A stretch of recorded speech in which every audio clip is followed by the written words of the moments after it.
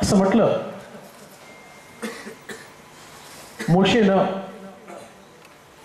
देवानं दिलेलं सामर्थ्य काठीच्या द्वारे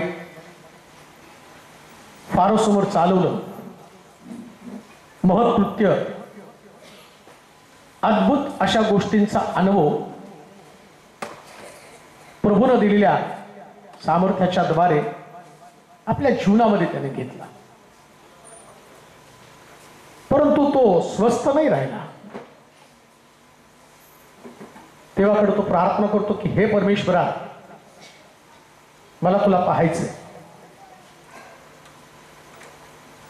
मी सांगितलं तुम्हाला की जीवनामध्ये जगण्यासाठी आवश्यक असणारी गोष्ट कोणती, तर देवाचं दर्शन. देवाचं दर्शन महत्वाचं आहे. काय होतं माहिती का, आमच्याकडे जे ख्रिस्तीपण आहे किंवा आमच्याकडं एक लेबल आम्हाला लागले विश्वासणारे, आणि या लेबलवरती आम्ही इतके समाधानी असतो. मी विश्वासणार आहे, मी बिलिव्हर्स आहे, प्रभूनं मला तारण दिलं, प्रभूनं मला उद्धार दिला. आणि याच संकुचित, अतिशय मर्यादित अशा जीवनामध्ये आम्ही आमची आत्मिक वाटचाल करत असतो.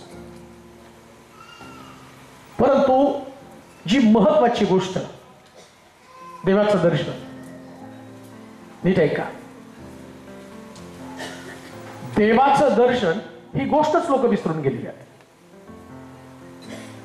देवाला पाहण्याची मनोवृत्ती त्यांच्याकडे नाहीये.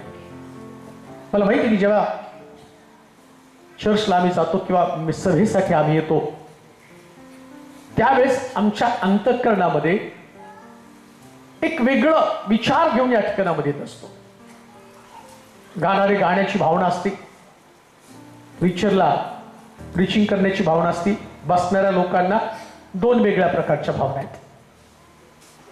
एक भावना त्यांची वचन ऐकायचं, दुसरी गोष्ट काही जीवनात चमत्कार घडला तर घडला, नाहीतर जाऊ पुन्हा दुसरी सभा. परंतु याच्यामध्ये आमच्या आयुष्याची असंख्य वर्ष खर्च झाली, पुष्कळ वर्ष खर्च झाली. आणि ज्यावेळेस आम्ही आमच्या जीवनाचं गोळाबेरीज करतो ना, त्यावेळेस आम्हाला कळतं मी एवढे वर्ष प्रभूमध्ये राहिलो, परंतु आतमध्ये कुठंतरी कोरडेपणा आहे. आणि तो कोणालाच आम्ही दाखवत नाही, कोणालाच दाखवत नाही. ज्या प्रकारचा उत्साह, ज्या प्रकारचा जोश देवाला पाहण्यासाठी, प्रभूच्या दर्शनासाठी किंवा आत्मिक जीवनामध्ये पुढे जाण्यासाठी ज्या गोष्टीची आम्हाला गरज असते ती आम्ही हरवून बसलेलो असतो. आज जी गोष्ट मी तुम्हाला सांगणार की प्रभूला आम्हाला आमच्या जीवनामध्ये पाहायचंय, देवाला पाहायचंय. मोशेने एवढ्या सगळ्या गोष्टी केल्या आणि देवाशी बोलताना तो देवाकडे एक मागणी सांगतो की देवा, मला तुला पाहायचं. देव त्याला बोलतो, मला पाहणारा कोणी जिवंत राहत नाही. आता ज्यावेळेस हे वाक्य तो बोलतो त्यास त्याच्या समोर प्रत्यक्ष मृत्यू आहे. मला पाहणारा कोणी जिवंत राहणार नाही.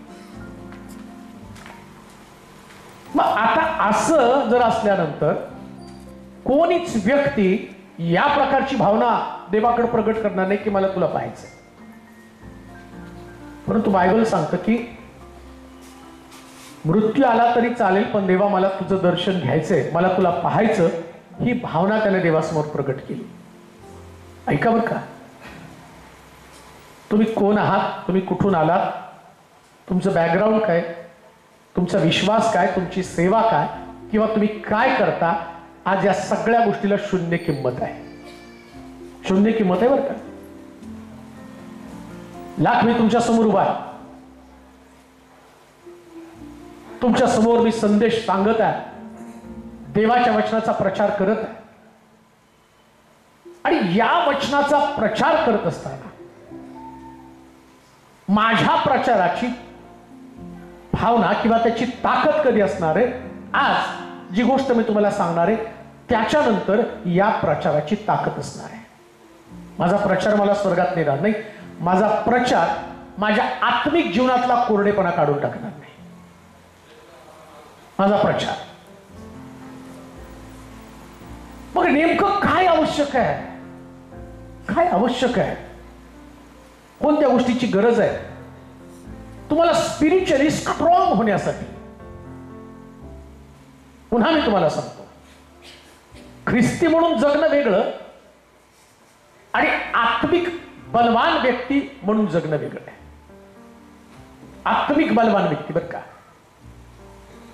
हा साधारण जीवन तुम्ही जगला. चला, एक ख्रिस्ती परिवारात जन्माला आलो, मी सेवक म्हणून मग साधारण माझं जीवन कसं असतं, जेवढे दिवस प्रभूने सेवा दिली तेवढी करायची. लोकांचं तारण झालं नाही झालं, लोक चर्चला आले नाही आले, या कोणत्याच गोष्टीचा परिणाम माझ्या जीवनावर होतो. एक साधारण जीवन, काहीच नाही त्याच्यामध्ये. आणि या साधारण जीवनामध्ये मला कुठल्याच गोष्टीचा हिशोब कोणाला द्यावा लागत नाही, कोणालाच हिशोब द्यावा लागत नाही. मी विश्वास ठेवला काय, मी सेवा केली काय, मी प्रार्थना केली काय, मी आत्मे जिंकले काय, मी चर्चला गेलो काय, कोणत्याच गोष्टीचा हिशोब तुम्हाला कुणालाच द्यावा लागत. पण जेव्हा तुम्ही एक स्पिरिच्युअल व्यक्ती बनता, आत्मिक व्यक्ती, आणि आत्मिक व्यक्ती बनल्यानंतर दावीद ज्या पद्धतीने बोलतो, तुझ्या सानिध्यातला एक दिवस गेलेल्या सहस्त्र दिवसांपेक्षा अधिक आहे. ते कोण बोलतायत माग, जरा त्यांना सांगितलं तर ते मीटिंग लांब जाऊन बोला म्हणून. त्यांना तुझ्या सानिध्यातला एक दिवस गेलेल्या सहस्त्र दिवसांपेक्षा अधिक आहे. तुझ्या सानिध्यातला एक दिवस, सहस्त्र दिवसाची तुलना देवाच्या सानिध्यातला एक दिवस. ऐका, मी त्या गोष्टीविषयी बोलत आहे. तुम्ही तुमचं ख्रिस्ती जीवन, तुमचं बिलिव्हर्स, विश्वासणारं, ही जे तुमचं बिरुद आहे हे घेऊन तुम्ही जगत आहात. परंतु या जगण्याला तेव्हा अर्थ येतो जेव्हा तुम्ही तुमच्या जीवनाचं अनालिसिस करता, पृथक्करण. काय पृथक्करण? एवढी वर्ष घालवली, पण देवाच्या सानिध्यातली वर्ष किती आहेत? देवाच्या सानिध्यातली बरं का. एक गोष्ट तुम्हाला नक्की सांगतो की परमेश्वराच्या सानिध्यामध्ये, समक्षतेमध्ये तुम्ही असताना तर तुमचं रूपांतर होत असतं. रूपांतर कळतं का तुम्हाला? बदल.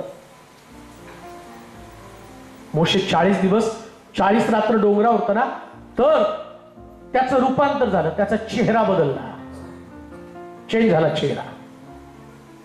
रूपांतर आहे, चेहऱ्यामध्ये बदल झालेला आहे.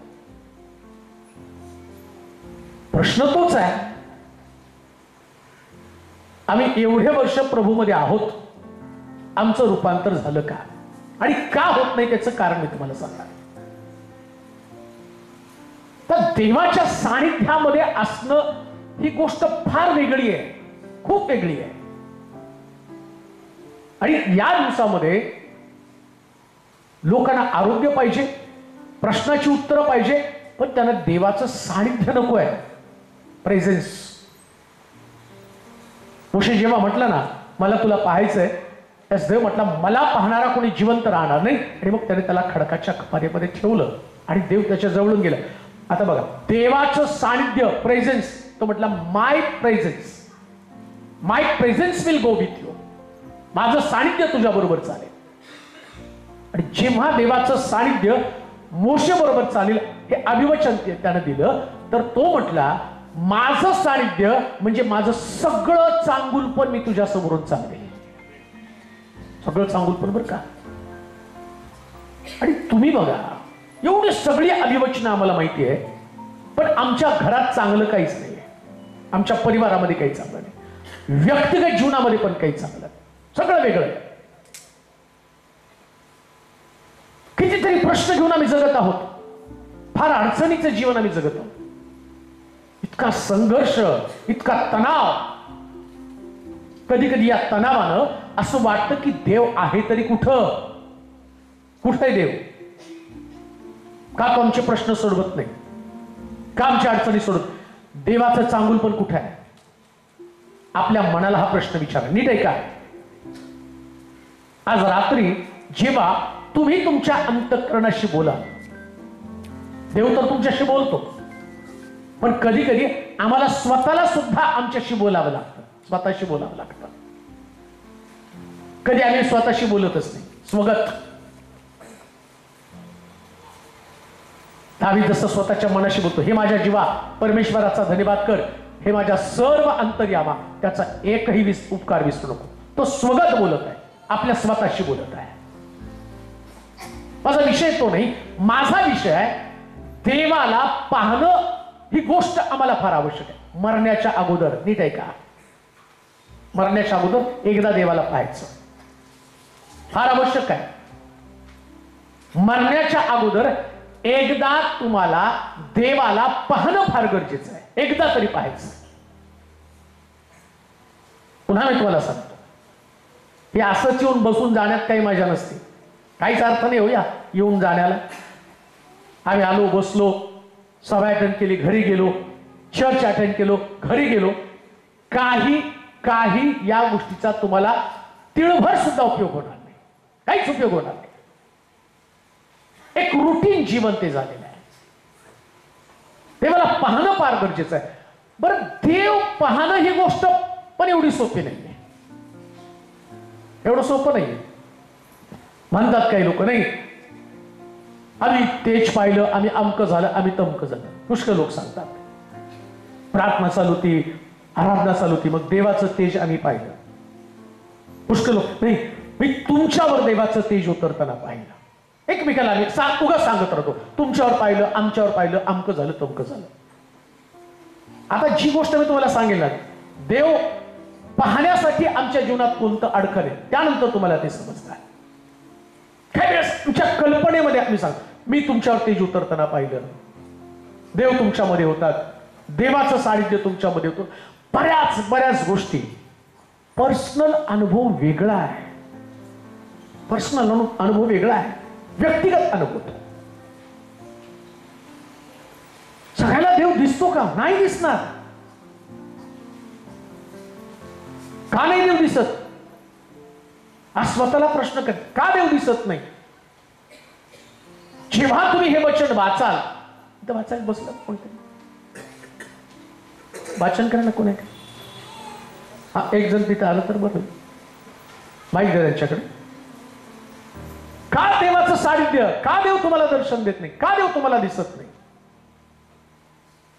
आज औरंगाबादला, खरंच औरंगाबादला देवानं दर्शन देणं गरजेचं आहे, दर्शन द्यायला पाहिजे हो. मंडळांना देवाच्या दर्शनाची गरज आहे, परिवाराला देव दिसला पाहिजे. परिवारामध्ये पण देव नाही, खरंच नाहीये परिवारामध्ये देव, खरंच चर्च मध्ये पण देव नाही. चर्च आता फक्त लोकांना एकत्र, ख्रिस्ती लोकांना एकत्र जमण्याचं ठिकाण झाले, देव नाही. तुम्हाला दाखवल खरंच देव आहे का? का देव दर्शन देत नाही चर्च मध्ये लोकांना? अजून तुम्हाला सांगतो, जर चर्च मध्ये खरंच देव असताना, चर्च मध्ये लोकांना देव दिसला असताना, तर देवाच्या अस्तित्वानं लोकांची जीवन बदलून गेली असती. त्या मुलांना गप्पा मारू नका, एकदम शांत बसा. कोण आहे गप्पा मारतात? शांत बसा. एक वचन वाचा म्हणजे तुम्हाला प्रेषितांचं कृत्य 9 अध्याय 17 आणि 18 वचन. कधी देव भेटणार आहे, कधी देव दर्शन देणार आहे? प्रेषितांचं कृत्य 9 अध्याय 17 आणि 18 वचन. हा, तेव्हा हनन्या निघाला आणि त्या घरी गेला आणि त्याच्यावर हात ठेवून म्हणाला, शौल भाऊ, तू वाटेने येत असता ज्या प्रभूने म्हणजे येशूने तुला दर्शन दिलं त्याने तुला पुन्हा दृष्टी यावी व तू पवित्र आत्म्याने परिपूर्ण व्हावं म्हणून मला पाठविले आहे. तत्क्षणी त्याच्या डोळ्यावरून खपल्यासारखे काही पडलं व त्याला दृष्टी आली आणि त्याने उठून बाप्तिस्मा घेतला. एक घटना, एक इन्सिडेंट इथं असं मी पाहतो की शौलाला प्रभूनं दर्शन दिलं आणि त्याच्या डोळ्यावरती खपल्या आल्या.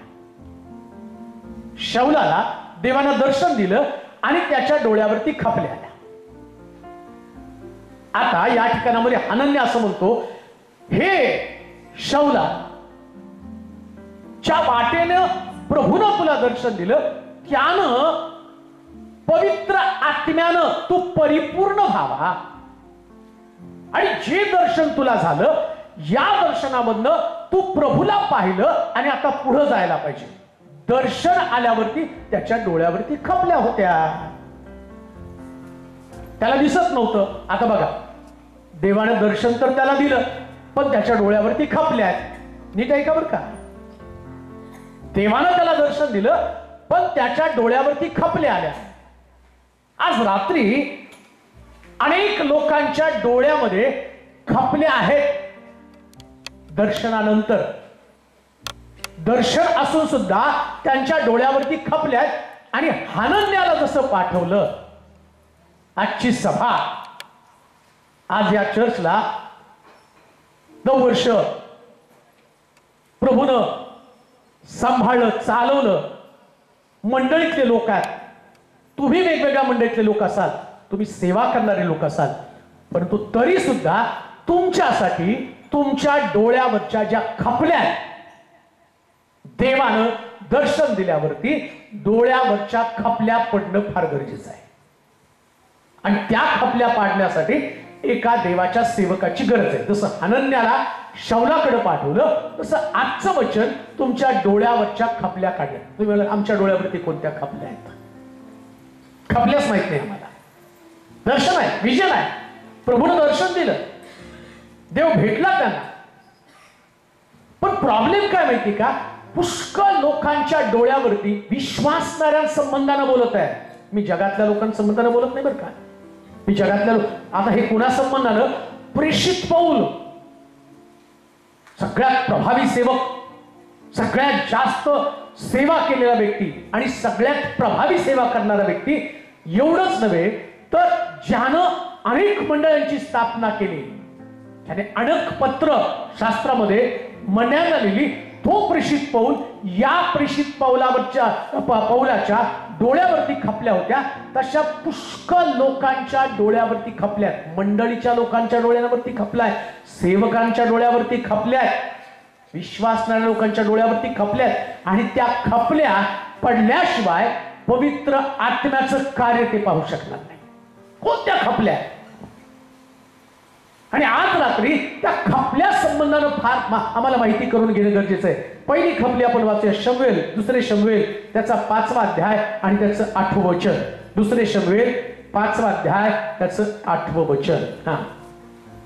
2 शमूएल 5वा अध्याय 8वं वचन. त्या दिवशी दावीद म्हणाला, जो कोणी यबूशांस मारी त्याने नळाजवळून जाऊन दाविदाच्या जीवाचा द्वेष करणाऱ्या त्या लंगड्या व आंधळ्या लोकांचा सहार करावा. यावर अशी म्हण पडली आहे की येथे आंधळे व लंगडे आहेत, घरात कोणाचा प्रवेश व्हावयाचा नाही. कोणती खपली? ज्याच्यानं प्रभू आम्हाला दिसत नाही. आज रात्री जसं तो हनन्या पौलाला सांगत आहे, शौला, आता पवित्र आत्म्याचा बाप्तिस्मा तुला मिळण्यासाठी, तुझ्या पवित्र आत्म्याचं सामर्थ्य तुला प्राप्त करून घेण्यासाठी जे प्रभू येशू ख्रिस्ताला तुला दर्शन दिलं आणि दर्शन दिल्यावरती तुझ्या डोळ्यावरती खपल्या आल्या. शौलाला दर्शन दिल्यावरती डोळ्यावरती खपल्या आल्या. ऐका, तुमचं तारण झालं, बाप्तिस्मा झाला, पण तुमच्या डोळ्यावरती खपल्या आल्या आणि त्या खपल्या पडल्याशिवाय तुम्हाला पवित्र आत्मा काय ते समजणार नाही. पवित्र आत्मा काय. आणि सगळ्या मंडळांमध्ये प्रॉब्लेम काय माहिती का, सगळ्यांचं तारण झालंय, सगळ्यांना देव माहिती आहे, सगळ्यांच्या घरामध्ये प्रभूची ओळख आहे, मंदिरात आहे, चर्च मध्ये आहे, सगळं काही चांगलंय, पण डोळ्यावरती खपल्या आहेत. कोणती खपली? असं म्हटलंय, जो दाविदाचा द्वेष करतो तो आंधळा आहे, म्हणजे त्याच्या डोळ्यावरती खपली. कोणती खपली? द्वेष नावाची खपली. सगळ्यांमध्ये द्वेष आहे, सगळ्यांमध्ये द्वेष आहे, कुणाचं कुणाशी पटत नाही. आणि मी तर म्हणतो सगळ्यात जास्त द्वेष तर विश्वासणाऱ्यांमध्ये, बरं का. बाहेरचं सोडा, आणि बाहेरचं नाही, आता जगात खूप कठीण काळ आला, ते आपला द्वेष करतात. बाहेरचं सोडा, पहिले आपल्यातला द्वेष बघा. आपलंच एकमेकाशी पटत नाही. आमच्या दाविदाचा द्वेष करणारे, वाचा बरं वचन, स्पष्ट वाचा, सगळं पूर्ण वचन. त्या दिवशी दावीद म्हणाला, जो कोणी यबुशान मारीन त्याने, पूर्ण वाक्य, त्याने नळाजवळून जाऊन दाविदाच्या जीवात द्वेष करणाऱ्या त्या लंगड्या व आंधळ्या लोकांचा द्वेष करणारे लोक, हे सगळे लोक आंधळे आहेत, त्याच्या डोळ्यावरती खपले. द्वेष, ज्या व्यक्तीला पवित्र आत्मा मिळाला, ज्याचं तारण झालं, लक्षात ठेवा, तारण असताना सुद्धा तुमच्या अंतःकरणात एकमेकाविषयी द्वेष भावना आहे. कशी काय द्वेष भावना असू शकते? म्हणून तर म्हटलं, दर्शन आहे, प्रभू भेटलाय, मग द्वेषाची खपली तुमच्याकडे कशी काय तुम्ही आंधळे आहेत? अजून एक गोष्ट मला सांगतो, द्वेष माणसाला इतका आंधळा बनवतो, नीट आहे का? शास्त्राला जर तुम्ही उलगडून पाहिलं ना, तर या शास्त्रामध्ये पहिला जो द्वेष होता तो धार्मिक व्यक्तीमध्ये होता. जगातला पहिला द्वेष, या द्वेषाचा जन्म कुठे झाला माहिती का? धार्मिकामध्ये जन्म.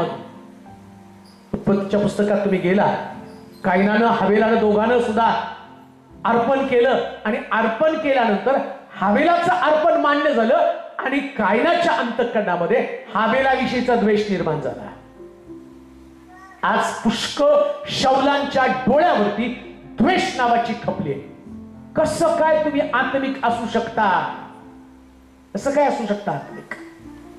ईर्ष्या, एकमेका संबंधानं कुणाचं चांगलं पाहू वाटत नाही, कोणाविषयी चांगलं बोललेलं ऐकू वाटत नाही, कोणी कुणाचं आणि कौतुक केलेलं सहन होत नाही.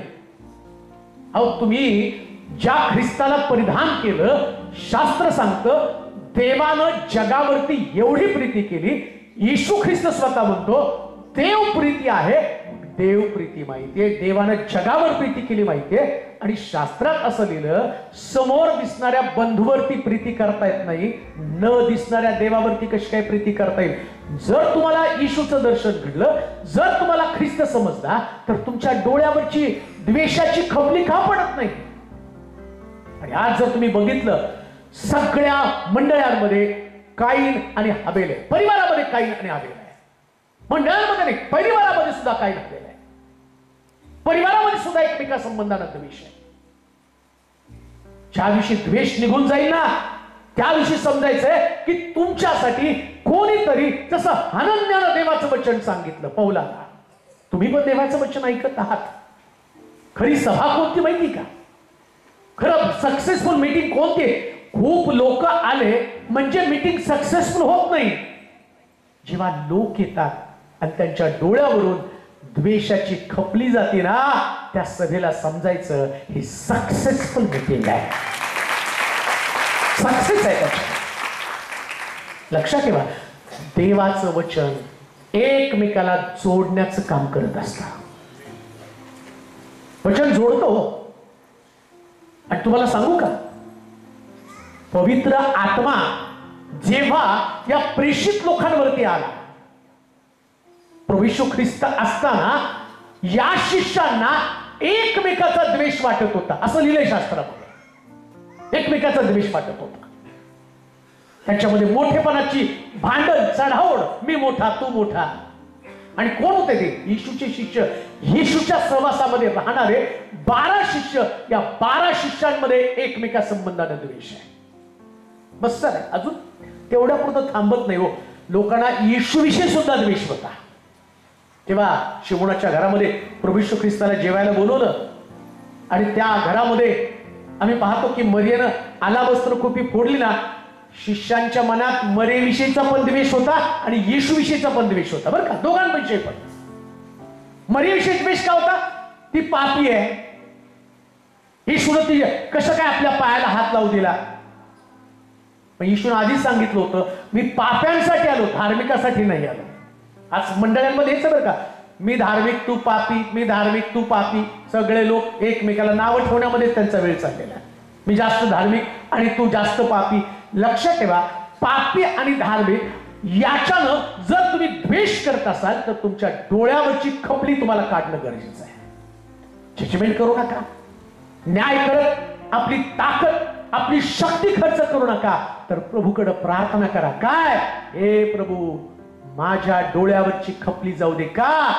पौलाच्या डोळ्यावरची खपली गेली आणि पौल एक प्रभावी सेवक बनला. एक प्रभावी सेवक बनला. का देऊ नये का? सेवा करताना जर आमच्या अंतःकरणामध्ये द्वेष भावना असेल तर आम्ही आंधळे, खपली असणारे लोक असतात. खपली असतात. प्रभूने आम्हाला जगामध्ये का ठेवलं? ऑलरेडी जगात पुष्कळ द्वेष आहे. खूप द्वेष आहे जगामध्ये. धर्मामध्ये, माणसामध्ये, गरीब श्रीमंतामध्ये आहे, व्यापारामध्ये आहे, शेजारी राहणाऱ्या परिवारामध्ये आहे. इतका द्वेष, इतका मत्सर. आणि त्याच्यामध्ये विश्वासणारे लोक आहेत. विश्वासणारे लोक त्यांनी आम्ही पाहतो जसं हनन्या त्या ठिकाणामध्ये जाऊन शौलाच्या डोळ्यावरची खपली काढतो. मी म्हणतो औरंगाबाद मधल्या लोकांनो, असं हनन्यासारखं बना की अनेक शौलांच्या डोळ्यावरच्या द्वेषाच्या खपल्या निघून जातील आणि औरंगाबाद सगळं प्रेमानं भरलेलं शहर असेल. एकमेकाला भेटल्याबरोबर आतमध्ये आनंदाच्या उकळ्या फुटल्या पाहिजे. पाहिल्याबरोबर डोकं नाही फिरलं पाहिजे. मला कधी कधी प्रश्न पडतो, इथं सगळ्यांना एकमेकाला बघून डोकं फिरतं आणि सगळेच प्रार्थना करतात, देवा आम्हाला स्वर्गात नाही, स्वर्गात नाही. आणि सगळ्याला स्वर्गात नेल्यानंतर तिथं तर मरायचं नाही. इथं तर मी म्हणतो जाऊ द्या, हे काय आज ना उद्या मरून जाईल. तुमचं आयुष्य असेल तर तुम्ही ज्या जगाल ते मर. आता तिथं मरणारच नाही, मग काही द्वेष घेऊन तुम्ही स्वर्गात जगणार आहात का? नाही हो. ही दुर्गंध, ही खपली एकदा इथं टाकू का? जेव्हा खपली निघून जाईल तेव्हा खरा देव आम्हाला भेटणार, खरा येशू भेटणार आहे आम्हाला. लक्षात ठेवा, प्रभूच्या सेवकांना, या प्रेषित लोक प्रभूनं एक गोष्ट शिकवली. कोणती माहिती का? तुमच्याकडे पद्धत कुठली मला माहित नाही, पण जुन्या मंडळांमध्ये एकमेकाला भेटल्यावर ते म्हणजे सलाम. सलाम नाही, ते शालोम आहे. ते त्याला करत करत सलाम सलाम, पण ते शालोम आहे. शालोम म्हणजे काय? प्रभूची शांती तुमच्यामध्ये असो, प्रभूची शांती असो. प्रभू येशू ख्रिस्त उठल्यावर पण त्यानं काय म्हटलं माहिती का? दुसरा कोणताच नाही. येशू आला त्यास त्यानं सांगितलं, येशूच्या जन्माच्या वेळेचा जो शब्द होता तो जगाला झालेला मोठा आनंद, त्याचा जन्म आनंदाचा. आणि प्रभू येशू ख्रिस्त स्वर्गावर होत असताना तो म्हटला तुम्हास शांती असो, म्हणजे शालोम म्हटला. आला तेव्हा आनंद आणि जाताना काय म्हटला? कारण त्याला माहितीये मी शांतीचा अधिपती, आता मी जाणार आहे, मी गेल्यावर यांच्यात शांती नसणार आहे. मग यांना कशाची गरज आहे? शांतीची गरज आहे. आणि बघा तुम्ही कधी कधी म्हणतो याला भेटल्यापासून माझ्या मनाची शांतीच तुटली. याला भेटलं, याचं तोंड बघितलं ना याचं तोंड बघितल्यापासून माझ्या मनाची शांती तुटलेली आहे. आणि म्हणताना काय म्हणतो आम्ही? शालोम, सलाम, सलाम. हे सगळं सलाम सलाम तोंडाने म्हणणं सोपं आहे, परंतु लक्षात ठेवा, हे शालोम तुमच्यामध्ये करील माहिती का? जेव्हा द्वेष जाईल आपोआप शालोम येईल. म्हणावं नाही लागत. मी तर म्हणतो असं तुमचं व्यक्तित्व घडलं पाहिजे विश्वासणाऱ्या लोकांचं. आता एक गोष्ट ध्यानात ठेवा, पृथ्वी तलावरती आमचं जीवन फार कमी आहे, फार कमी. एकदा पेपरला वाचलेली गोष्ट तुम्हाला सांगतो. हे माणूस जगतो ना. आता तुम्हाला पास्टरनी मला दरवर्षी बोलवतात, त्याने आमच्या चर्चा वर्धापनाच्या दिवसाला तुम्ही यायलाच पाहिजे. मी पण येतो, छान अगदी नवीन नवीन सूट बीट घालून तुमच्या समोर येतो आणि तुम्हाला पण ते आवडतं. पास्टर येणार आहे, पास्टर येणार आहे, पास्टर येणार आहे. आता तुम्ही दरवर्षी मला बोलवा, मी दरवर्षी येणार आहे, मी पण येणार, तुम्हाला वचन सांगून निघून जाणार आहे. कुठपर्यंत? जोपर्यंत मी जिवंत आहे, नाही का? मेल्यावर काय माझं प्रेत काढून आणणार आहे? पाळक साहेब या सांगा संदेश. आता मेल्यावर तर मैतीला पण यालकण्याची गॅरंटी नाही हो. आता तुम्ही लाग बोला, नाही पाळक साहेब आमचं तुमच्यावर खूप प्रेम आहे, अमकं आहे, तमकं आहे, असं आहे, तसं आहे, तसं आहे. मी पण हा हे लोक बा माझ्यावर प्रेम. आता मी मेल्यावर तुम्ही आला ते मी उठून बसणार आहे. त्या दिवशी तर डायलॉग मारला तुम्ही, माझं प्रेम आहे पण तुम्ही मला बघायला. हे सगळं असंच असतं, काय नसतं याच्यामध्ये, फक्त डायलॉग असतात एकमेकाला बोलताना. काय झालं माहिती का? एकदा काही भिक्षुक भीक मागत असताना त्यांच्या नजरेमध्ये एक सुंदर वेश्या त्यांच्या दृष्टीला पडली. खूप सुंदर होती, इतकी सुंदर. तिला पाहिल्यानंतर जे भिक्षुक, ज्यांना असं म्हटलं की संन्यासी, त्यांनी कुठल्या प्रकारचा लोभ, संन्यासाने कुठल्या प्रकारचा लोभ, कुठल्या प्रकारचं अट्रॅक्शन त्यांच्यामध्ये असता कामा नये, तो संन्यासी बनतो. आणि मग त्यातला एक तरुण संन्यासी, त्याला असं वाटलं की ती खूप सुंदर आहे, म्हणून तो सारखा तिच्याकडे भिक्षा मागायला जायचा. का तर ती भेटली आणि मग तिच्याशी सहवास मिळाला तर मला खूप छान वाटेल, म्हणून तिच्याकडे सारखा तो भिक्षा मागायला जायचा. मग त्या असणाऱ्या त्यांचा जो प्रमुख होता, त्यांचा जो गुरु होता, त्या गुरुच्या लक्षात ही गोष्ट आली. मग झालं काय माहिती का? त्याला काही शिकवायचं होतं यात. एकदा ती वेश्या खूप आजारी पडली, इतकी सुंदर, ती आजारी पडली आणि भिक्षुकांचं अंतःकरण अस्वस्थ झालं, किती दिसायला असतात. आणि ती मेली. आणि मेल्यानंतर तो म्हटलं हिचं प्रेत पुरू नका. मग 10-15 दिवस ते प्रेत तसंच ठेवलं. आता भिक्षुक, त्यांचा जो गुरु आहे, त्या गुरुनी सगळ्या असणाऱ्या भिक्षुकांना बोलवलं. म्हटलं या. मग ते आले.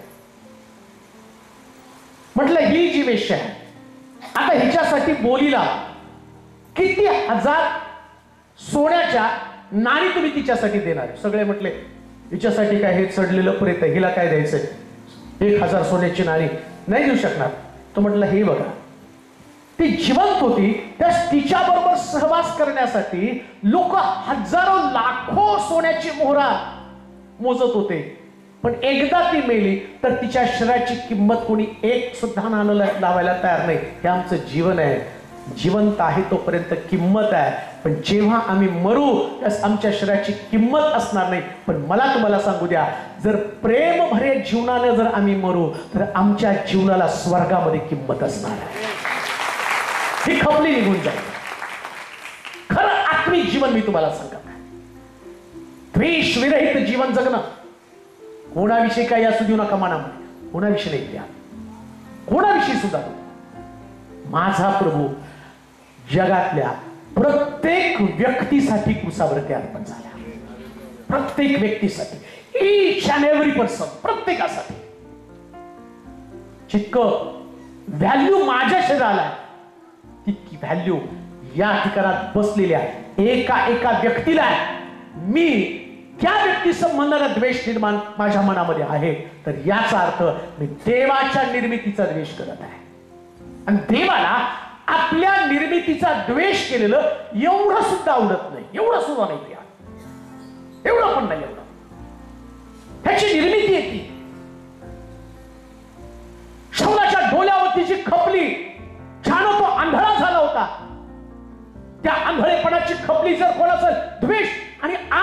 या द्वेषाला आमच्या जीवनातनं आम्हाला हद्दपार करून टाकायचं. आम्ही म्हणाल का?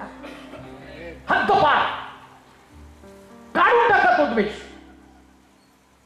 तुम्ही नाही जाऊ शकत स्वर्गामध्ये, नाही तुम्ही प्रभूला पाहू शकत, नाही देवाचं खरं स्वरूप पाहू शकत. आज लोकांना शरीराला आरोग्य मिळावं अशी माझी प्रार्थना नसेल. माझी प्रार्थना असेल, देवा यांचं शरीर क्षीण होऊन नष्ट झालं तरी चालेल, पण यांचा आत्मा स्वर्गामध्ये गेला पाहिजे. आणि स्वर्गामध्ये आत्मा जाण्यासाठी यांचं अंतर्मन नवीन व्हायला पाहिजे. अंतर्मन नवीन व्हायला पाहिजे. प्रत्येक व्यक्तीला तुमच्या हृदयातला द्वेष नाशाकडे घेऊन जाणार आहे. अजून एक गोष्ट तुम्हाला सांगू का? द्वेषामुळं हबेलाला आपलं जीवन जगता आलं नाही. नीट ऐका. आराधना करणारा शौल, आराधना करणारा काईन पण आहे, आराधना करणारा हबेल पण आहे. तुम्ही तुमच्या परिवारात, तुमच्या मंडळीमध्ये वावरणार लोकात, तुमच्या मंडळीमध्ये एक हबेल आहे, पण तुमच्या द्वेषामुळं तो आराधनेचा उपभोग घेऊ शकत नाही. नीट ऐका. हबेल आराधना करणारा एक उत्तम उपासक आहे. He is a best worshipper. आणि त्याची आराधना इतकी सुंदर आराधना आहे की त्याची आराधना देवानं मान्य केली. ऐका ऐका. सेवा करत असताना प्रत्येक व्यक्ती जे प्रभूला सादर करतो, जशी आता वर्शिपची सेवा सादर केली, या वर्शिपची सेवा सादर करत असताना इथं मी वर्शिप, ते वर्शिप करणारे, मी प्रीचर आहे. मी वर्शिपरचा द्वेष करतो आणि वर्शिपर माझा द्वेष करतात. विचार करा, वर्शिपरसाठी माझ्या अंतःकरणात द्वेष आहे आणि वर्शिपरला प्रीचर्स विषयी द्वेष आहे. सेवा करणारे लोक सेवा करत असताना सेवकाला सेवकाविषयी असणारा द्वेष हा किती घातक आहे तुम्हाला मी सांगत आहे. प्रत्येक सेवा ही देवाची सेवा आहे. ही कुठल्या व्यक्तीची सेवा नाही, ती देवाची सेवा आहे. आणि देवानं सेवा कशासाठी दिली माहिती का? त्याची सेवा आणि त्याचं राज्य वाढावं, नरक रिकामा व्हावा आणि स्वर्ग भरला जावा. कसा भरणार आहे स्वर्ग? नरक कसा रिकामा होणार आहे? जेव्हा लोक मंडळीमधले, परिवारातले लोक एकमेकाचा द्वेष करतील. काईनानं हबेलाचा द्वेष केला आणि हबेलाची आराधना संपली, त्याची सेवा संपली, त्याची आराधना संपली, तो मेला. आज द्वेषामुळं कित्येक लोक आत्मिक जीवनामध्ये मेले. सेवा करणारे सुद्धा मरून गेले, सेवा संपली त्यांची. कधी कधी वाईट वाटतं ते पाहून सुद्धा. टोमणे मारणारं जीवन घातक आहे. टोमणे मारणारं जीवन. काही लोकांचा जन्मच आहे दुसऱ्याला खाली खेचणं आणि दुसऱ्याला टोमणे मारून त्यांना आत्मिक जीवनामध्ये मरून गेलं पाहिजे. लक्षात ठेवा, आम्ही एकमेकाला मारण्यासाठी नव्हे, तर मेलेले कबरेतनं बाहेर काढण्यासाठी प्रभूनं आमचा जन्म केला. मला त्याच्यासाठी प्रभूनं घडवलेलं आहे. त्याच्यासाठी प्रभूनं घडवलं. मला इतका आनंद वाटतो. एवढ्या वर्ष मिनिस्ट्री करत आहे, एवढ्या वर्ष सेवा करत आहे, परंतु माझ्या सेवेमध्ये मला आठवतं खूप सेवक जेव्हा निराश झाले, प्रभूनं एका संदेशानं त्यांची आशा पल्लवित केली. चांगलं आठवतं मला, एक व्यक्तीनं त्याने सांगितलं की पाळक साहेब, 15 वर्ष सेवा बंद करून बसलेलो होतो, परंतु एक सभा, मला आता ठिकाण पण आठवत नाही, परंतु त्या ठिकाणामध्ये प्रभू मला घेऊन गेला, वचनाचा प्रचार केला. आणि प्रचार केल्यावरती त्याने सांगितलं, पाळक साहेब, तो संदेश माझ्यासाठी इतका मनाला टोचणी देणारा संदेश होता. त्या संदेशानंतर मी 50 बाप्तिस्मे केले. का? जर काईन मेला, हबेल जर मेला तर बाप्तिस्मे होणार नाही, पण हबेल जिवंत झाला तर अनेक लोकांचे पुन्हा बाप्तिस्मे होणार, अनेक लोक सेवेमध्ये पुन्हा उभं राहणार. आज आमच्या डोळ्यावरची खपली निघून जाणं फार गरजेचं आहे. लक्षात ठेवा, एक विश्वासणारा जर त्याला प्रभू भेटला, पुन्हा नीट ऐका, मला तुमची तपासणी करायची. किती छान गाता, किती छान हात वर करता, किती छान उड्या मारता, किती छान संदेश देता, ही तुमची ओळख देव तुमच्या बरोबर असल्याचं चिन्ह नाही. नीट ऐका. गाढव शापित प्राणी असं लिहिलंय शास्त्रामध्ये. गाढवीचं शिंगरू मारायचं तर त्याच्यासाठी गाढवीच्या शिंगराला जर वाचवायचं तर गाढवीच्या शिंगराला वाचवण्यासाठी कोकराचं अर्पण करायचं आणि गाढवीचं शिंगरू जन्माला आलं तर जन्मताच त्याला मान मुरगळून मारून टाकायचं. शापित बर का. आणि या शापित गाढवाला बलाम संदेश त्याला ज्ञान सांगण्यासाठी प्रभूने त्याला वाचा दिली. पण शाप थोडी त्याचा गेला नाही, गेला त्याचा शाप. गाढवाला ज्ञान सांगण्यासाठी या संदेश त्याला ज्ञान सांगण्यासाठी गाढवीच्या शिंगराचा वापर केला, गाढवाचा वापर त्यानं केला. सांगण्याचं तात्पर्य तुमचा संदेश, तुमची सेवा तुम्हाला हे सिद्ध करून दाखवत नाही की तुम्ही शापित नाहीये, शापित नाही असं सिद्ध करून दाखवत. तसं असतं तर असं नाही म्हटलं नसतं म्हटलं मला प्रभूजी प्रभूजी म्हणणाऱ्या प्रत्येकाचा प्रवेश स्वर्गाच्या राज्यात होईलच असं नाही, असं पण नसतं म्हटलं. मी तुझ्या भूत काढली, संदेश दिला, रोगी बरे केले, तरी मी तुला ओळखत नाही. म्हणजे देव फक्त वापर करून घेतो. ऐका, वापर करून घेणं वेगळं आणि देवानं आपल्या जवळ घेणं वेगळं आहे. देव कोणाला जवळ घेतो माहिती का? ज्यांच्या हृदयामध्ये द्वेष नावाची खपली नाही, प्रभू त्यांच्या जवळ आहे, त्यांच्या जवळ आहे. म्हणून एक गोष्ट ध्यानात ठेवा, समोर व्यक्ती आल्यावर तुमचं हृदय नेहमी त्या व्यक्ती संबंधानं एकदम रिस्पेक्टफुल असलं पाहिजे, फार आदर असला पाहिजे. मग तुम्ही म्हणाल नाही समोरच्या व्यक्तीनं द्वेष केला तर आमचं काय प्रॉब्लेम माहिती का? आम्हाला काय करायचं म्हणलं नाही, मग त्याला सांगा ना, त्याला सांगा ना, मग पाळायचं आहे. त्याला नाही कळत का? त्याला नाही कळत का? अरे त्याला नाला करत दोघांच्या गाड्या निघून जाईल, बसता नाहीतच तुम्ही. असं लिहिलंय ना, दोघ जण बिछाण्यावरती झोपले असतील, पलंगावरचं एक घेऊन गेलं जाणार आहे. शेतामध्ये दोघं नांगरत असतील तर त्यातला एक. मग प्रभू ते सांगत बसला का? नाही, मग मी असं करतो, पहिले दोघाला समजावून सांगतो, मग त्याच्यातलं दोघाला नाही एकाला. कोण एक आहे? ज्याच्याकडे द्वेष नाही तो एकटा प्रभू बरोबर चालला जाणार. ही तुमची गरज आहे. आज मंडळांमध्ये या संदेशाची गरज आहे. किती ईर्ष्या, किती स्पर्धा आहे हो. आणि त्या स्पर्धेचा ईर्ष्येचा परिणाम चर्च मध्ये पण जाणवतो. तुम्ही प्रार्थना बघा काही काही लोकांच्या नुसत्या भांडायला येत आणि त्या समोरच्या व्यक्तीला धरून बरं प्रार्थना करणारे लोक पण एवढे रानटी लोक आहेत ना, ज्याच्यासाठी प्रार्थना करतात माग वळून त्याच्याकडे बघून सगळं तुझ्यासाठीच चाललेली. देवाच्या घरात देवाच्या भावनामध्ये एवढं घाणेरडं जीवन आणि तिथं तुम्ही प्रार्थना करताना द्वेष मत्सर सगळं काही हे सगळं चालू आहे. आणि तिकडे प्रभू सुद्धा विचार करत असेल, अरे काय या लोकांना कुठं ठेवू मी, काय करू यांचं, काय करू या लोकांचं.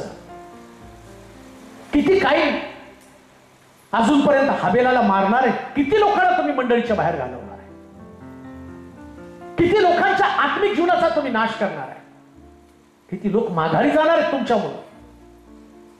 देवाला त्याची मंडळी त्याचं चर्च भरलेलं असावं म्हणून शास्त्रात म्हटलं. तुम्हाला असं वाटतं का ते कळपातलं एक मेंढरू हरवलं? आम्ही ते गाणं पण गातो, हरवलं हरवलं हरवलं एक मेंढरू माझं हरवलं. कसं काय हरवलं? तुम्ही द्वेष केला म्हणून ते हरवलं. त्या आधी होतं कळपात, पण तुम्ही सगळे घुसणे द्यायला लागला नाही एकाला. चर्चमध्ये तसंच असतं, एकाच्याच मागं लागलं की एवढं लागायचं ना. ते कधी जातं, कधी खड्ड्यात पडतं, कधी मरतं, कधी त्याचा नाश. अहो पण तुम्ही ढकलून दिलं तरी सुद्धा तुमच्या येशूनं तर त्याला सोडलं पाहिजे ना. तो त्याच्यासाठी तर स्वर्ग सोडून खाली आला. कशाला एकमेकाला डुसण्या देता? सगळ्या मेंढरांनी एकत्र राहावं ही प्रभूची इच्छा आहे. द्वेषामुळे मेंढरांचा पांगापांग होत आहे. द्वेष नावाच्या खपलीनं मंडळीचं दर्शन निघून गेलेलं आहे. दर्शन निघून गेलं. एक आत्मिक प्रौढी तुमच्यामध्ये आली, आत्मिक गर्व तुमच्यामध्ये आला. मी धार्मिक, मी चांगला. लक्ष ठेवा, लोकांचा न्याय करण्याच्या ऐवजी बायबल सांगतं, ज्यावेळेस आम्ही क्रांतिकाराच्या पत्रामध्ये म्हणतो, जेव्हा तुम्ही मेजासमोर येता, या भाकरीतनं खाता, या प्याल्यातनं पिण्याच्या अगोदर तुम्ही आत्मपरीक्षण करा. म्हणजे स्वतःचं परीक्षण करा. का द्वेष तुमच्यामध्ये निर्माण होतो? कारण तुम्ही लोकांचं परीक्षण करता. अजून एक गोष्ट मी तुम्हाला सांगतो, लोकांचं परीक्षण करणारे लोक हे कधी सुद्धा प्रभूला पसंत पडणारे लोक नाही. जेव्हा लोक स्वतःचं परीक्षण करतात तेव्हा देव त्यांच्यामध्ये असतो. देव त्यांच्यामध्ये असतो. द्वेष नावाची खपली त्यांच्यामधनं पडली. शौलाच्या डोळ्यावरती खपली आहे द्वेष. आज मंडळांमध्ये, परिवारामध्ये अनेक लोक याच खपल्या घेऊन चाललेले आहेत. याच खपल्या.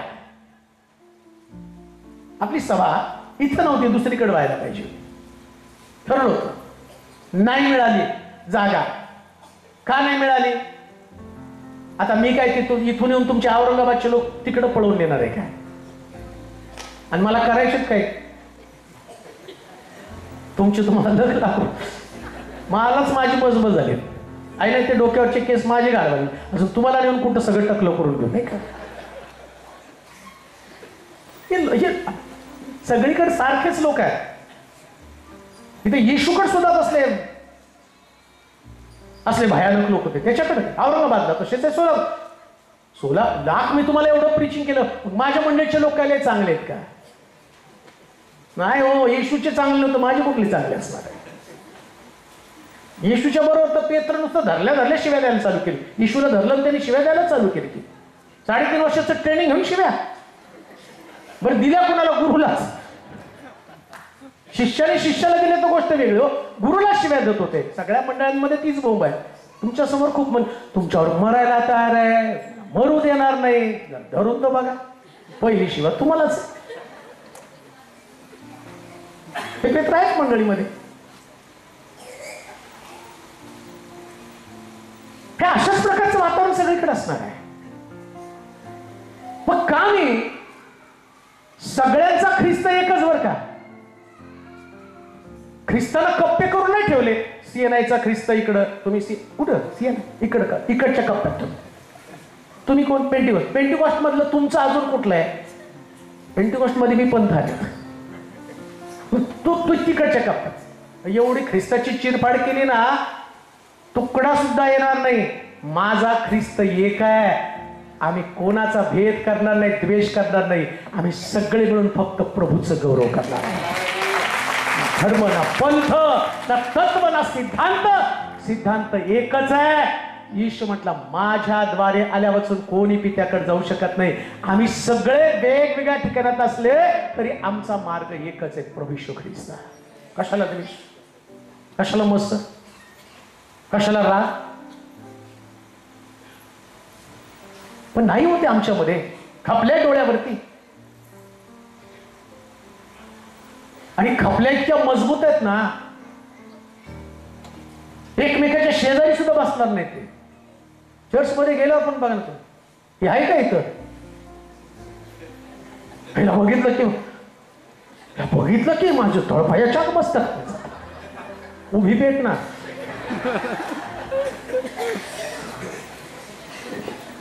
तळपायाच्या मस्तक डोकं खरखर, बीपी वाढतात. आणि दर रविवारी चर्चला बरं का, ती खुर्ची सुद्धा ओरडत असते. कधी मरती कोणाच ठाऊक, इतका राग द्वेष घेऊनच बसते. तिथं म्हणतो देवाने एकदा त्या खुर्चीमध्ये काहीतरी पावर घाला, फेकायला उचलं. एवढं सगळं तिथं अग्नी पाठवले, खुर्चीवर अग्नी पाठवायची. ते द्वेषवाले बसतात ना, यांच्यावरती असा अग्नी पाठवला पाहिजे ना की त्यांच्या मनामधल्या असणारे सगळा मत्सर निघ. आणि मी म्हणतो, ज्या दिवशी मनातला राग मत्सर निघून जाईल ना, चर्च घर इतकं सुंदर आणि सुरेख असेल की प्रभू म्हणेल, याच्यासाठी माझ्या पुत्राला मी पाठवलं आणि ती गोष्ट आता साध्य झाली. काय सुंदर वातावरण असेल. पुन्हा मी तुम्हाला सांगतो, आपला ख्रिस्त एकच आहे आणि तो प्रीतीपूर्ण, संयमी आणि शांतीचा देव आहे. क्षमाशील देव आहे. आज आमच्या हृदयातला हा द्वेष निघून जाणं, ही खपली निघून जाणं गरजेचे. अजून एक गोष्ट आपण वाचूया. यशाचं पुस्तक 56 अध्याय 10 वचन. यशया 56:10.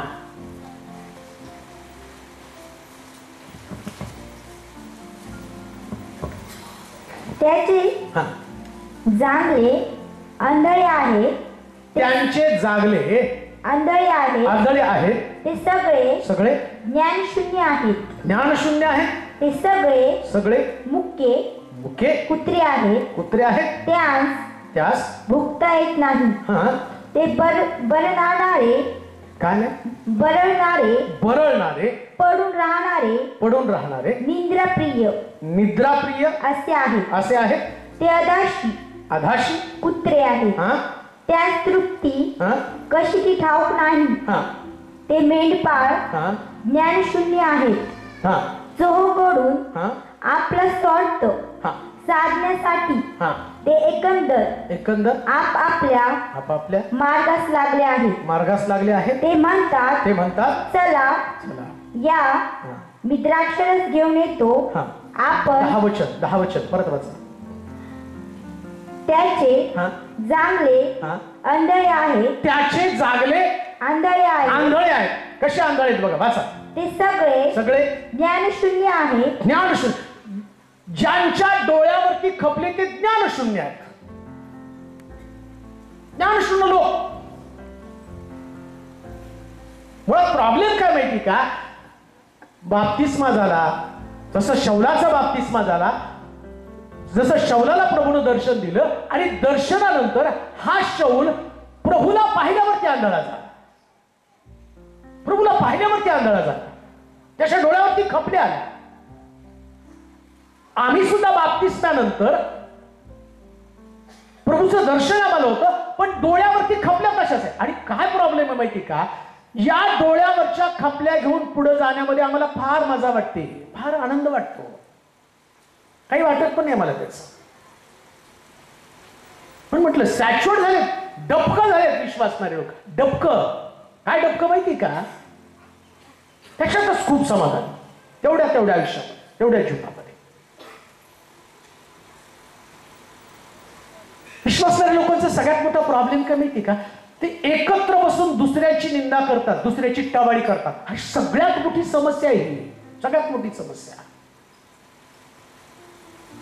सगळ्यात मोठी समस्या कोणती आहे. आणि अजून तुम्हाला सांगू का, पुष्कळांना नरकात टाकण्यासाठी घातक ठरणारी ही बाब आहे. कोणती, हे खपली डोळ्यावरती. कोणती डोळ्याची अज्ञान नावाची खपली बर का. अज्ञानामुळे माझे लोक बंदिवासामध्ये.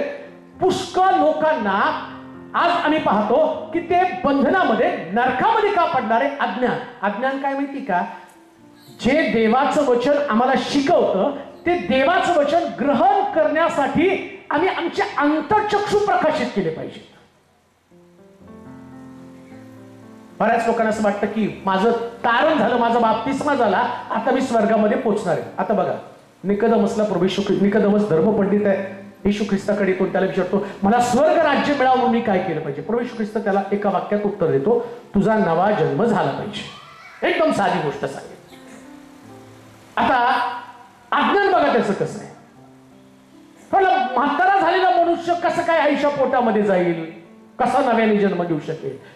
आज नव्या जन्माची कल्पना हीच आहे. लोकांच्या डोक्यामध्ये काय होतं माहिती का, मला आठवतं की माझं नुकतं तारण झालं होतं आणि तारण झाल्यावरती पाळगाच्या हाताखाली होतो आणि मग आमचे पास्टर वचन सांगायचे, लोकांची बाप्तिस्म्याला गर्दी व्हायची. मग ते बाप्तिस्म्याला गर्दी होताना मी एका व्यक्तीला पाहिलं आणि मग त्याला मी चांगला ओळखत होतो, हा कोण आहे. म्हटलं अरे याला कसं काय बाप्तिस्मा द्यायला लागले. त्याने पाळकाने सांगितलं बाप्तिस्मा झाल्याशिवाय स्वर्गाच्या राज्यामध्ये प्रवेश. चला पटकन बुडून घ्या, स्वर्ग राज्यात तर मिळलं पाहिजे ना, गाडी कशा लोक व्हायची. आला तो, नदीत नेलं, त्याला बाप्तिस्मा दिला. बाहेर आता बाप्तिस्मा दिल्यावर तो तास नदीमध्ये आता गंभीर विषय हा बाप्तिस्मा, हा नवा जन्म आहे. पण पौल गलती करायच्या पत्र, बाप्तिस्मा म्हणजे अंगाचं मळ धुणं नव्हे. पौल सांगतो बाप्तिस्मा म्हणजे नुसतं मळ धुवायचं नाही, पाण्यात जायची डुबकी मारायची, तसं नाहीये. ते ख्रिस्ताबरोबर मरणं, जसा ख्रिस्त मेला तसं मरायचं, आणि जसा ख्रिस्त पुनरुत्थित झाला तसं पाण्यात वर येताना नवीन जन्म. आता या व्यक्तीला त्याचं गांभीर्य नव्हतं. मी तिथं त्याच्यावर बाप्तिस्मा मिळत होतो. पाच जरा पोहून येतो आणि म्हटलं याला बाप्तिस्मा तरी कळलं का नाही किती गंभीर आहे. हा म्हणतो मी जरा पोहून येतो नदीमध्ये. मी तुला थोडस रागाने बघितलं, तो पोहून आला. आता आम्हाला दुसऱ्याचा बाप्तिस्मा करायचं, त्याच्याकडे त्याने बसला पोहत, तिथं पोहून वर आला, बाहेर वर आला. कपडे काढले, तू त्याच्यातली सिगारेट काढले, लागला फुकायला. अज्ञान बर का, खपली अज्ञान. पाण्यातनं वर आला, स्वभाव नाही बदलले, स्वभाव आहे तसेच आहे. पाण्यातनं वर आलेत लोक, लबाडी गेली नाही, भांडण गेलं नाही, ईर्ष्या गेली नाही, स्पर्धा गेली नाही, व्यसन गेलं नाही, राग गेला नाही, मत्सर गेला नाही, निंदेचा स्वभाव पण गेलेला नाही. आणि त्याने विचारलं प्रबोधन घेताना, नाही बाप्तिस्मा झाला, द्यायला पाहिजे मला प्रबोधन, घे बाबा. मग कर्दीकरच्या पत्रातलं वाचलं नाही तुम्ही? 11 अध्याय 23 पासून 19. कोणी अयोग्य प्रकारे भाकर खाऊ नये अथवा प्याला पिऊ नये. जो खातो आणि पितो तो प्रभूचं शरीर व रक्त या संबंधानं दोषी ठरतो. आणि त्याच्यामुळे तो म्हणतो तुमच्यामध्ये कित्येक लोक आजारी आहेत आणि कित्येक लोक मेले. अज्ञान खपल्या डोळ्यावरती. हो, आम्हाला काय माहिती का, रविवार प्रबोधन, काहीकडे शेवटचा रविवार, काहीकडे आमच्याकडे तिसरा रविवार. तिसरा म्हणजे मी जसं मिळेल तसं, माझं असं पक्क नाही काय तिसऱ्यालाच द्यायला पाहिजे आणि असं दुसऱ्यालाच द्यायला पाहिजे. काही लोकांच्या डोक्यात अज्ञान इतकं भयानक आहे ना, शनिवारी लग्न ठरवत नाही तो, शनी मागे लागतो.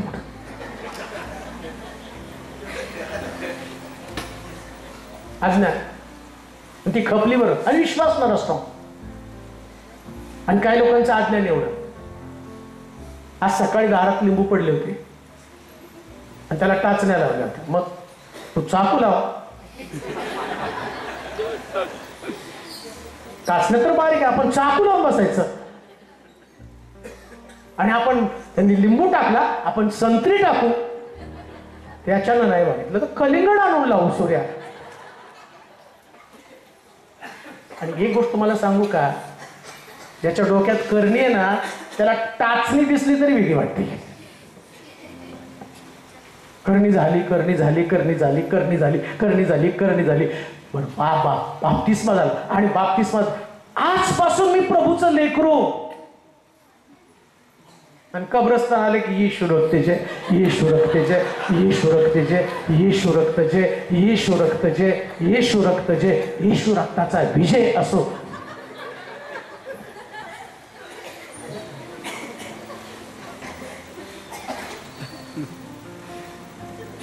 तुमचं द्या सोडून. आमच्या सोलापुरात माझ्यावर एक पाळक सेवा करत होता. मी नुकतं सोलापूर, आता मला व्हरायटीचे लोक सेवेच्या सुरुवातीला नाही आणणार आहे, मी नाही जाणार, ये कबसे ये तुम आया तबसे, माझ्यासमोर मी जाणार म्हणतच नाही. तिला माहिती कसं जात नाही, तुला कसं घालवायचं मला चांगलं माहिती.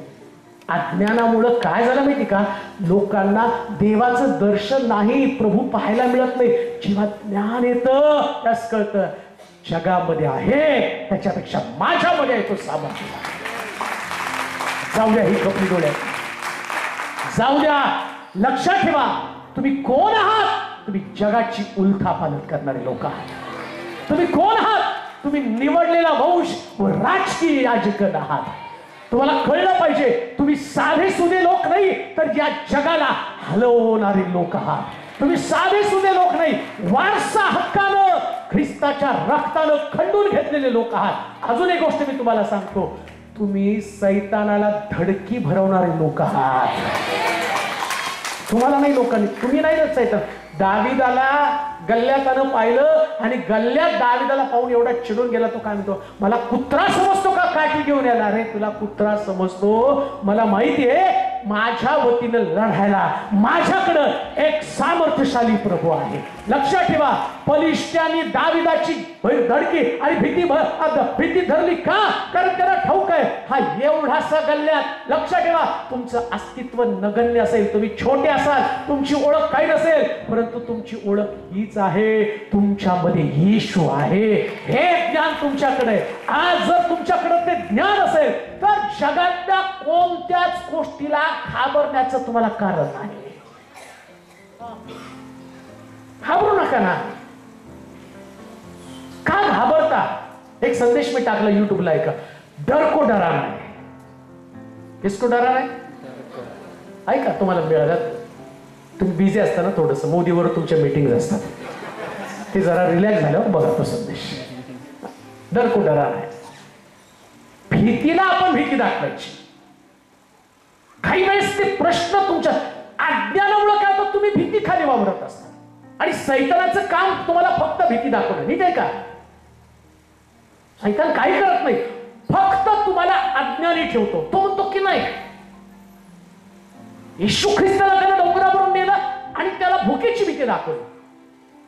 देवाच्या पुत्राला बरं का, त्यानं वचन काढलं आणि वचन काढून त्याच्या समोर लिहिलं, तुला भूक लागली मला माहितीये, आता या धोंड्याची भाकर होण्याची तू आज्ञा कर धोंड्याला आज्ञा. येशूकडे ज्ञान होतं. त्यानं ज्ञानाच्या द्वारे सैतानाला काय सांगितलं, मनुष्य भाकरी नव्हे तर देवाच्या मुखात निघणाऱ्या शब्दानं जगेल, वाचेल. हे ज्ञान, ही खपली पडवते. सैतान तुम्हाला खूप चॅलेंज करतो तुम्हाला. कित्येक वेळा तो तुमच्या समोर आव्हान निर्माण करतो आणि तुम्हाला डिप्रेस करतो, निराश करतो. तुमची प्रार्थना ऐकली गेली नाही. मला आठवतं की एका सिस्टरनं, माझा मुलगा मेलाय, तुम्ही त्याच्यासाठी प्रार्थना करा, मी त्याला पुरणार नाही. का पुरणार नाही? लाजरसला येशूने जिवंत केलं, आता तुमच्या प्रार्थनेला तो जिवंतच व्हायला पाहिजे. मग आता मी फुगायचं? आता विचार करा, सगळेच लाजर जिवंत झाले, सगळेच म्हातारे कोतारे मेलेले जिवंत झाले, घरात आहे जागा? खायला आहे तेवढं? आणि तो दारुड्या जिवंत झाला, तुम्ही तो वाट बोलता कधी मरतय कधी मरतय कधी मरतय. आणि देवाचा सेवक आला, नीट कपड्याच्या बाहेर ये, आता ते मेले येऊन तुमच्या घरात तुम्हाला ताप देणार का नाही? म्हणून लक्षात ठेवा, आजार देवाच्या गौरवासाठी. देव ज्याला वाचवायचं त्याला वाचवतो, देव ज्याला मारायचं त्याला मारतो. मरणं जगणं सगळं देवासाठी. ज्ञान आहे. कोणाच्या मृत्यूनं तुम्ही देवाला पण दोष लावू नका. देवानं का मारलं? आजारी पडलं म्हणून पण देवाला प्रश्न करायचा नाही, देवा मी कसं काय आजारी पडलो? नाही, मी नाही आजारी पडायला पाहिजे. मला आठवतं एकदा पार्कावर एका ठिकाणी प्रार्थनेला गेलो. प्रार्थनेला गेल्यावरती त्यांनी स्वयंपाक केला होता, माझी तब्येत बिघडली होती. मी म्हटलं मी नाही जेवू शकत, माझी तब्येत बिघडली. त्यांनी काय ते काय, देवाच्या सेवकाची कशी काय तब्येत बिघडती, खावा तसंच, खाण मरा. आता त्यांनी माझं नुकतंच तारण झालेलं आहे. मग मी प्रश्नात पडलो, अरे बरोबर आहे, आता खाल्लं नाही तरी मला देवाचे सेवक ठरवणार नाही, आणि खाल्लं तर अजून प्रकृती बिघडणार आहे. खाल्ली बिघडवली, घरी गेलो आणि जास्त त्रास व्हायला लागला. ज्ञान असतं तर लक्षात ठेवा, प्रभू येशू ख्रिस्ताला सुद्धा क्रुसावरती मरावं लागलं, त्याच्या शरीराला सुद्धा जखमा झाल्या, त्याच्या शरीरातनं सुद्धा रक्त वाहिलं, येशू सुद्धा रडला, येशूला सुद्धा भूक लागली, येशूला सुद्धा राग आला. मनुष्य असताना या सगळ्या प्रश्नांना तुम्हाला तोंड द्यावं लागतं. तुम्ही देव नाही, आणि म्हणून अज्ञान जर तुमच्याकडे असेल तर सैतान तुमच्या या अज्ञानाचा फायदा घालून घेऊन तुम्हाला डिप्रेशन मध्ये, तुम्हाला निराशेमध्ये, तुम्हाला सर्व प्रकारच्या आणि एक बंधनामध्ये टाकतो. आणि तो तुम्हाला म्हणतो नाही, तू देवाचं प्रेम तुझ्यावरती नाही. लक्षात ठेवा, देवाचं प्रेम फक्त क्रुसावरती तुम्हाला दिसेल. तुमच्या व्यक्तिगत जीवनामध्ये तुम्हाला देवावरती प्रेम दाखवावं लागणार आहे. आता प्रभूचं प्रेम तुम्हाला नव्यानं दाखवण्याची गरज नाही. एकदा येशूनं क्रुसावरती प्रेम दाखवलं, तो प्राण अर्पण केला, तो छिन्न विच्छिन्न झाला. लक्षात ठेवा, नव्यानं त्याच्या प्रेमाला चॅलेंज करू नका. असलं प्रेम जगामध्ये कोणी करू शकलं नाही, पण तुमच्या माझ्या ख्रिस्तानं प्रेम केलेलं आहे हे ज्ञान तुमच्याकडे असू द्या. आता पौल म्हणतो, ख्रिस्ताच्या प्रीतीपासून मला कोण विभक्त करेल? मरण, संकट, छळ, उपासना, दंगे धोपे, बंदिशाळा, कोणी विभक्त करू शकत नाही. त्यानं प्रेम केलं. आता तुमची संधी आहे, सगळ्या परिस्थितीमध्ये देवावरती प्रेम करा. हे ज्ञान आहे, हे ज्ञान आहे. कोणतं ज्ञान? ख्रिस्तासाठी दुःख सहन करणं, अपमान सहन करणं हे ज्ञान आहे. अपमान पण तुम्हाला सहन करता आला पाहिजे. अपमानित झालो, वाईट वाटलं, कायमची रिॲक्शन असते माहिती का? नाही, अपमानित झालो, त्यांनी मला असंच बोलले, त्यांनी मला तसंच बोलले. आणि ही भावना काय करते माहिती का तुम्हाला? देवाच्या सानिध्यामध्ये जाऊ देत नाही. फार भयानक असती परिस्थिती ना. तुम्हाला प्रार्थना करू वाटत, ना तुम्हाला आराधनेचा आनंद उपभोगतायत, ना वचनाचा आनंद उपभोगतायत. फार वाईट असतं अज्ञान. एकमेकाचं तोंड सुद्धा पाहू वाटत नाही. देवाच्या संगती, देवाच्या जवळ, देवाच्या कृपेच्या अनुग्रहाच्या जवळ जाण्यापासून आम्ही वंचित राहतो. तुम्हाला माहिती का, येशू ख्रिस्ताच्या जन्म दाविदाच्या कुळातनं होण्याचं कारण काय? एवढे सगळे बरं हे पण लक्षात घ्या, दावीद हा खुनी पण आहे, दावीद हा व्यभिचारी पण आहे बरं का. तो खुनी पण आहे, तो व्यभिचारी पण आहे, पण तरी सुद्धा येशूचा जन्म त्याच्या कुळातनं झाला. का झाला त्याच्या कुळातनं? मन स्वच्छ हो. शौलानं त्याच्यावर चढाई करून गेला, अनेक वेळा त्याला मारण्याचा प्रयत्न केला, पण शौलाला मारण्यासाठी दाविदाकडे एवढे चान्सेस आले, पण तो म्हटला अभिषिक्ताच्या विरोधात मी जाणार नाही. हे ज्ञान आहे. एक अभिषेकानं भरलेला व्यक्ती तुमच्या समोर असताना त्याच्या संबंधानं तुमच्या अंतःकरणामध्ये तोच रिस्पेक्ट असला पाहिजे जो रिस्पेक्ट देवाला त्या व्यक्ती संबंधानं आहे. काय बोलतो मी नीट ऐका. जेव्हा मी इथं उभा आहे, माझे तुमचे पर्सनल काही प्रश्न ॲलिगेशन्स असतील, पण जेव्हा अभिषेक हा विषय येतो, त्या अभिषेक येत असताना तुमचे माझे वाद किती, दाविदाचे शौलाचे प्रचंड वाद आहेत, प्रचंड वाद आहेत. शौल दाविदाला का मारत होता? कारण दावीद शौलाची जागा घेण्यासाठी जन्माला आलेला आहे, त्याची वाद आहे. पण दावीद त्याला हे पण माहितीये, शौल मेला तर मी त्याच्या जागी राजा बनणार आहे. पण दाविदानं त्याला मारून त्याच्यातला अभिषेक घेतला नाही. त्याला माहितीये जन्मता माझ्यामध्ये अभिषेक आहे, वेळ आल्यावर माझा अभिषेक सिद्ध होणार आहे, त्याच्यासाठी मारण्याची गरज. हे ज्ञान आहे. आणि मला असं वाटतं जेव्हा मंडळीमध्ये लोकांमध्ये हे ज्ञान असेल ना, तेव्हा कोणी कुणाला खाली खेचण्याचा प्रयत्न करणार नाही. आमेन म्हणाल का? म्हणतो ना, ही आल्यामुळं माझी जागा गेली.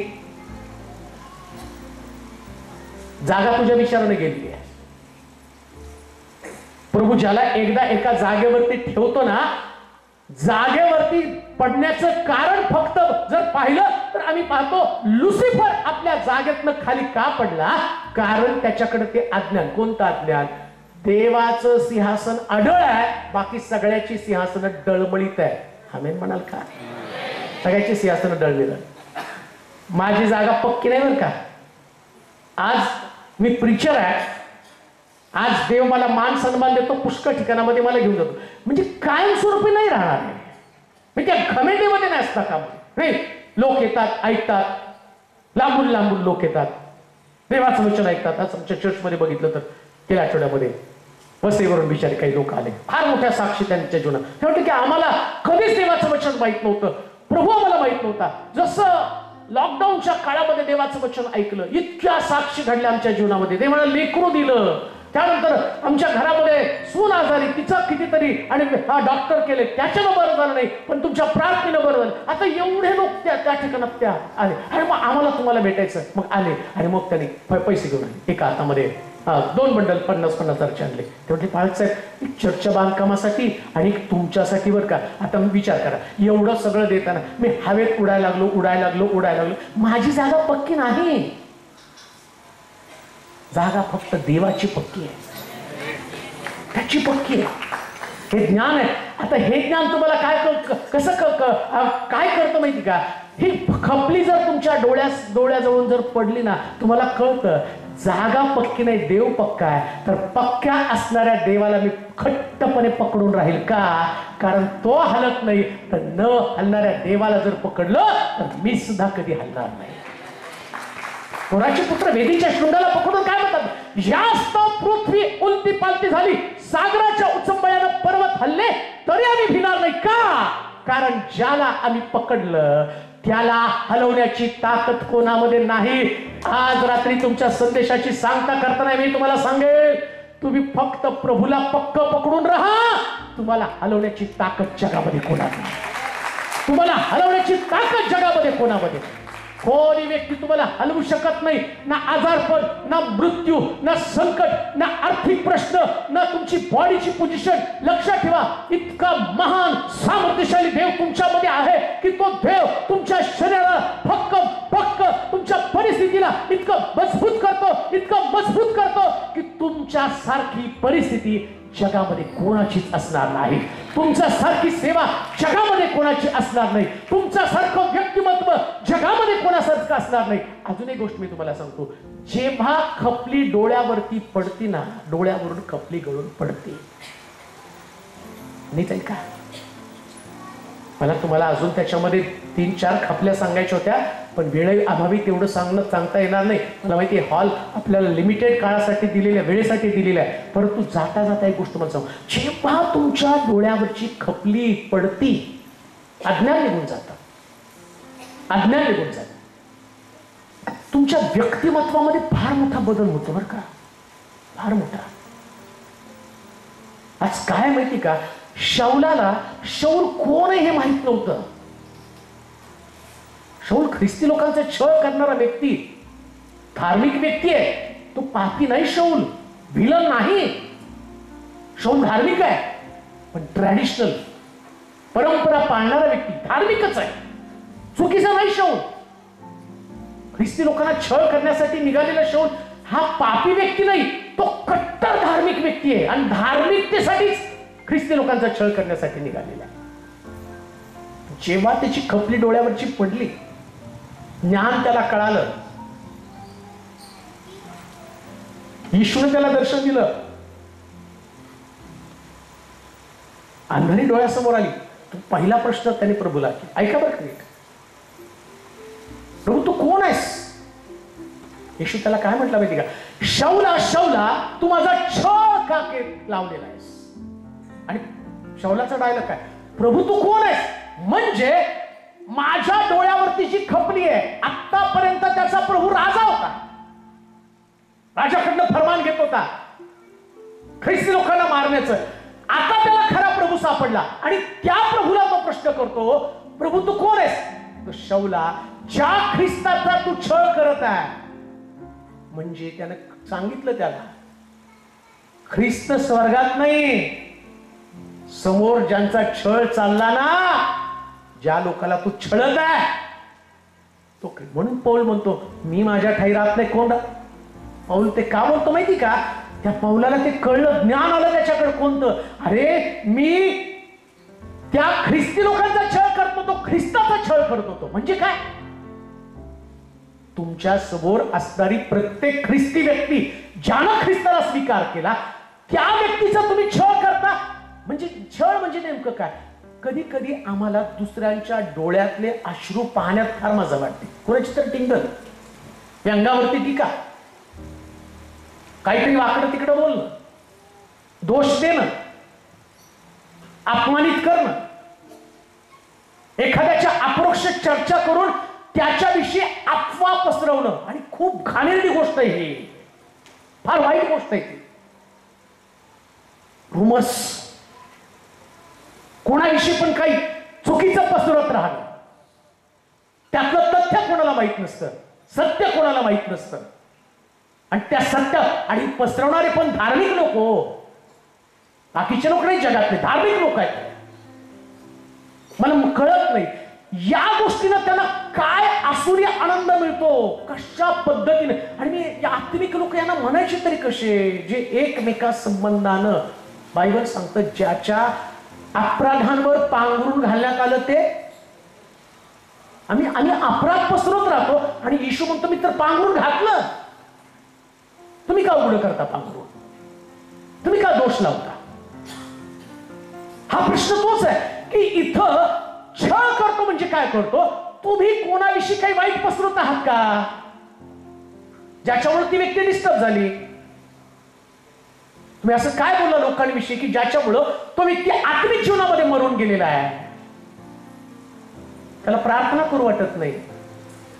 कुठलं जीवन आहे, काय पद्धतीने वर्तन करतात, कशा प्रकारचं तो ही कधी खपली जाणार आहे, का छळ करतात. शौलाला देव विचारतो, शौला तू माझा छळ का लावला. आज देव लोकांना तोच प्रश्न, हे लोकांना ज्ञानच माहित नाहीये. ऐकावर का एकदा तुम्हाला प्रभूचं दर्शन झालं, खपली कळली, तर तुम्हाला कळतं सगळ्यामध्ये ख्रिस्त आहे. आमेन म्हणाल का. सगळ्यामध्ये ख्रिस्त आहे बरं का. चर्चला येणाऱ्या प्रत्येक व्यक्तीमध्ये कोण आहे बोला की. मग समोरच्या व्यक्तीची निंदा करतो म्हणजे कोणाची निंदा करतो. पण आवडतं ना आम्हाला निंदा करायला, अज्ञान आहे.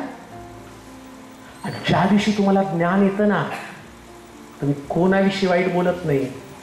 तुमचं मुख सतत आणि सतत फक्त देवाचा धन्यवाद करता, फक्त देवाचा धन्यवाद. हे ज्ञान आहे, हे ज्ञान आहे आणि हे परिवर्तन आहे. अजून एक तुम्हाला गोष्ट सांगतो, हे ज्ञान जेव्हा तुमच्याकडे येतं ना, आम्ही देवाची लेकरं आहोत याचा परिणाम तुमच्या व्यक्तिगत जीवनावरती फार मोठा होत असतो. मला कळतं मी देवाचं लेकरू आहे, माझा स्वभाव देवासारखा बनला, स्वभाव देवासारखा. देवाचं लेकरू म्हणजे देवासारखं बोलणं. ऐका, देवाचं लेकरू म्हणजे नुसतं गीत गाणं, आराधना करणं, शास्त्र वाचन करणं, प्रीचिंग करणं याला देवाचं लेकरू म्हणत नाही. मग देवाचं लेकरू काय, ज्याच्यामध्ये देवाचे स्वभाव आहे ती देवाची लेकर, ती देवाची लेकर. स्वभाव, आता ते स्वभाव तुमच्यामध्ये आले. मला तुम्हाला सांगू द्या, देवाच्या लेकरांचे सगळे हक्क देवाच्या लेकरांना मिळतात. हे ज्ञान आहे. सगळे हक्क तुम्हाला मिळतात. बघतो म्हणलं, माझ्या नावानं पित्याकडे तुम्ही जे काही मागा ते तुम्हाला मिळालेच आहे, असे मिळालेच आहे असं समजा शब्द का वापरला त्यांनी. तिथं हे ना, तुम्ही समजत नाही देवाची लेकरं, तुम्ही देवाची लेकरं स्वतःला समजता, परंतु तुम्ही देवाची लेकरं नाही. म्हणून जाता जाता समारोप करेल आणि तुम्हाला सांगेल, काही बनता आलं नाही तरी चालेल, पण देवाची लेकर बना. जेव्हा देवाचे लेकर बनाल तेव्हा देव सगळ्या गरजा गौरवानं पूर्ण करेल. चला आपल्या जागेवरती आपण बरवूया, आपले डोळे आपण बंद करू, आपल्या मान आपण झुकूया, आपली मस्तक आपण लावूया, पाय पुढे येईल, आपले डोळे बंद करूया. आता आम्हाला देवाची लेकरं बनायचं आहे. कोणी कुणाशी बोलू नका, फक्त 5 मिनिटं, फक्त 5च मिनिटं. इकडे तिकडे पाहू नका. डोळ्याच्या खपल्या गळून पडणं गरजेचं आहे. डोळ्याच्या खपल्या गळून पडणं गरजेचं आहे. आज रात्री कोणाला वाटत आहे की माझ्या डोळ्यावरच्या खपल्या गळून पडणार आहेत? कोणाला वाटतं? इकडे तिकडे पाहू नका, डोळे बंद करा, कोणीच कुठं पाहू नका.